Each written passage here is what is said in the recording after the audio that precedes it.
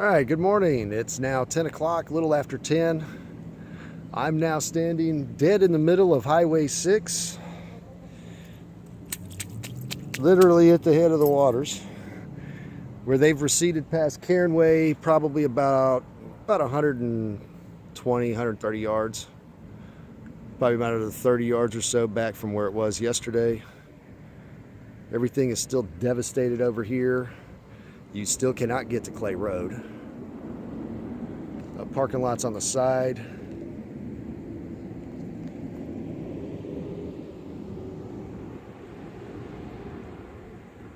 Still plenty of amazed people coming to sightsee because this is something you just don't see every day. All right, so do my little update real quick here. I got a little bit of information for you. Right now, Jackson Oaks and Harvard Oaks, the subdivisions are still rising and they're calling for a voluntary evacuation. The water is rising. Blue Willow Drive near Briar Forest. Somebody asked me about Briar Forest. That's kind of the situation going on there. The water is rising there and is expected to continue to rise. In fact, the water at the Barker, Cypress, and at the Barker and Addicks reservoirs is supposed to pretty much be full for the next 3 months. They're expecting it to take at least 3 months before anything starts to really recede back over there. And one other thing real quick is the Arkema plant in Crosby has had quite a few chemical fires, but they're expecting that those should be done. That what it is the power went out and there were some pretty volatile chemicals they had there that required refrigeration.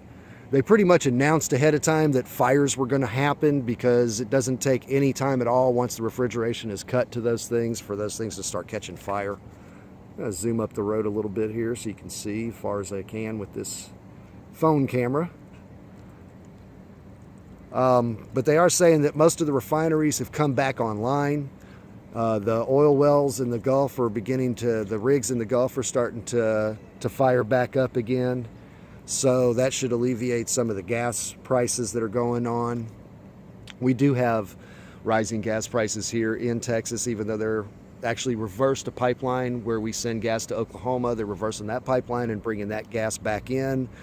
And we have outside gasoline that's being trucked in, and they're waiving certain regulations in order to help alleviate the problem. There's really not a gas shortage here. It's more media driven, it seems, than anything else, but that's what you have. The other thing that's really amazing is the oil sheen on this water. I don't know if this camera picks it up. There's a lot of oil in it.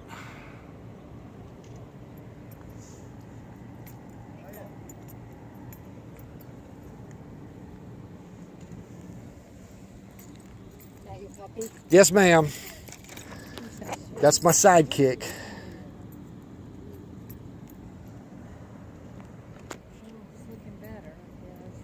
It is looking better. It's dropped at least 40, 50 yards since last night, actually.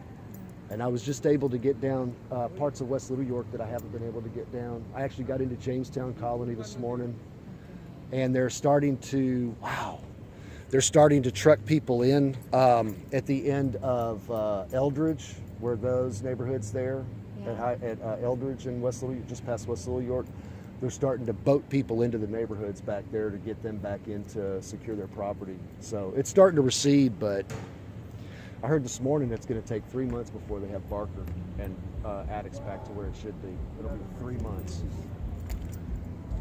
They're still expecting a lot of the water on the other side of the reservoir for the next 10 to 15 days. It's supposed to be rising for the next 10 to 15 days, which is where all this is going.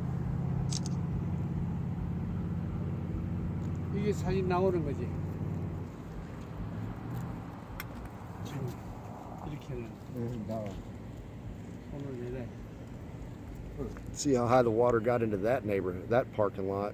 All of this was underwater. You can see the one little dry spot back there. All those cars are devastated. Those cars were all flooded in.